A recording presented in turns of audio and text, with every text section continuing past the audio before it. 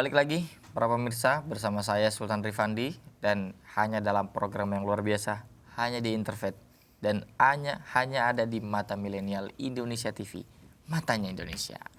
Masih bersama Pak Mul. Ya. Tadi kita sudah membahas banyak hal tentang Konghucu. Ini saya belajar banyak sama Pak Mulyadi ini. Kita belajar. Iya, betul, luar biasa sekali karena kita tentu saja bukan untuk berniat macam-macam, tapi saling mengetahui, Betul. saling mengenal, saling memahami. Itu penting dalam rangka menumbuhkan nilai-nilai toleransi. Ya.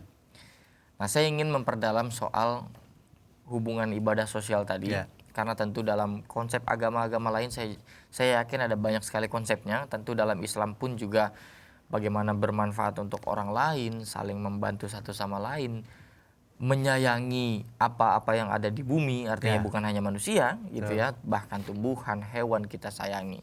Nah, tentu ada beberapa konsep dalam Konghucu yang bisa kita ketahui Pak Mulya. Nah, bagaimana konsep hubungan sosial ini? Ya, ibadah sosial ini dalam perspektif Konghucu ini. Bagaimana kira-kira Pak Mulya? Ya.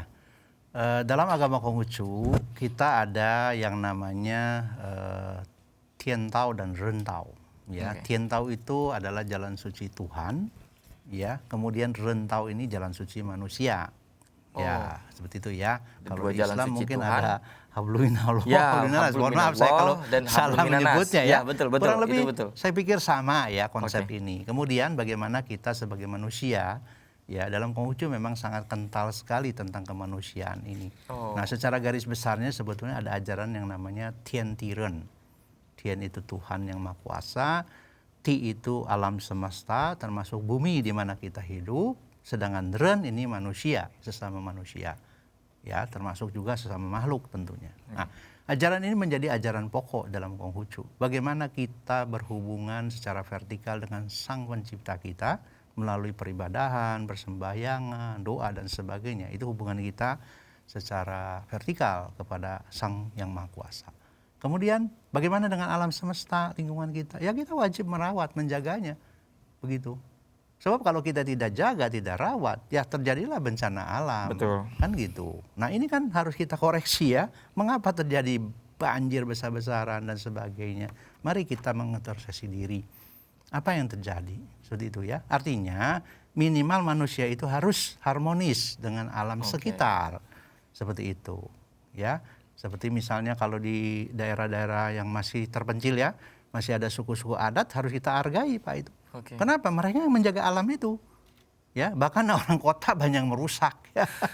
Menebang pohon sembarangan, dieksploitasi, ini kan terjadilah kerusakan alam. Betul. Gitu ya. Nah, ini yang sebetulnya harus kita menyadari, ya kan? Kemudian yang ketiga adalah hubungan sesama manusia. Nah, dalam agama Konghucu ada yang namanya 5 hubungan sosial kemasyarakatan. Apa aja tuh 5 hubungan sosial? Yang pertama, antara pimpinan, atasan dengan bawahan. Kalau zaman dulu kan raja dengan menteri ya. Kalau sekarang kan pimpinan lah katakanlah ya dengan bawahannya. Kemudian yang kedua, antara orang tua dengan anak dalam keluarga ini. Yang ketiga, suami dengan istri. Suami dengan istri. Masih dalam keluarga kan. Kemudian yang ketiga, keempat, kakak dengan adik, masih lingkup keluarga. Nah, kita bisa lihat, keluarga 3 poin, Mbak.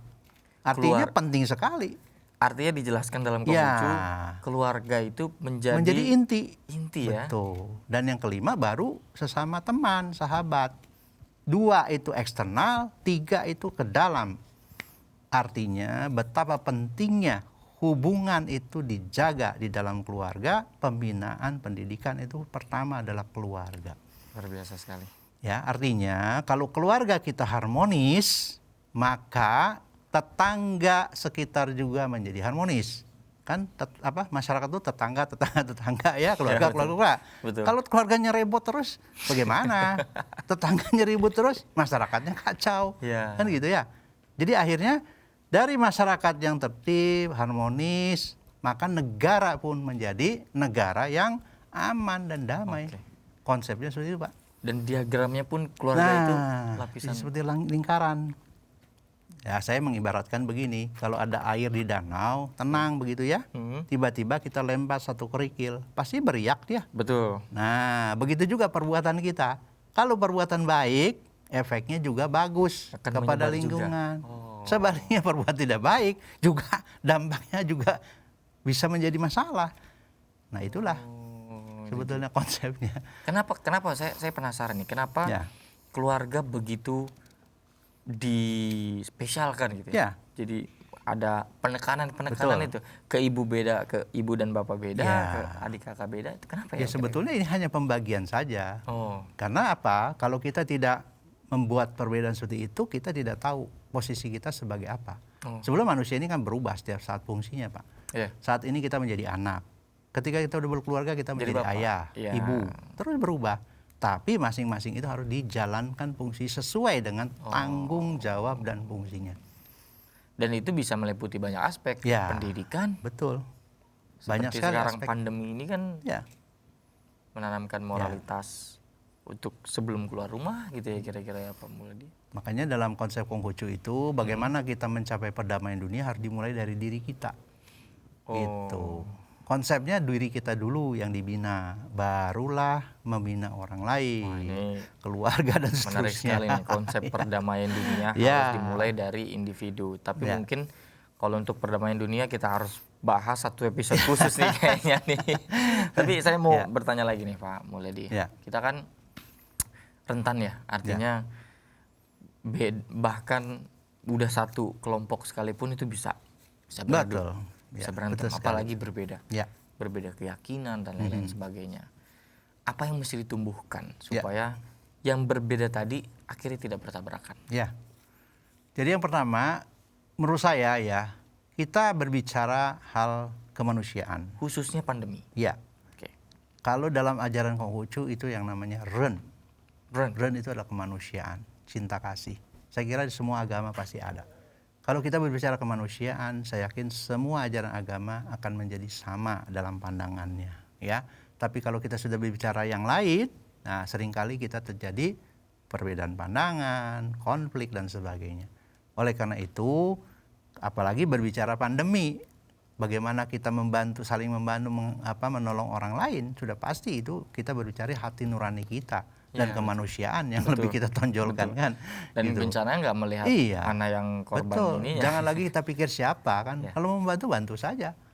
Ya, kan ada pepatah mengatakan kalau kita memberikan bantuan tangan kanan, tangan kiri nggak usah tahu lah. Betul. Saya kira itu menjadi hal yang umum ya. Pendekatannya begitu saja. Betul, jadi nggak usah kita pamerkan. Ya saya menyumbang sekian banyak, itu nggak perlu. Itu yang menjadi masalah di kita sekarang. Artinya mungkin untuk mengajak kebaikan boleh. Tapi kalau akhirnya jadi narsis, betul, kita nggak usah pamer. Justru kebajikan itu, kami mengenal konsep kebajikan itu tidak seperti itu. Kebajikan itu murni dan esa, tanpa pamrih, tanpa embel-embel. Oke. Sebetulnya, kalau kita berbuat baik, berbuat saja. Betul. Nggak usah diketahui orang lain sebetulnya ya.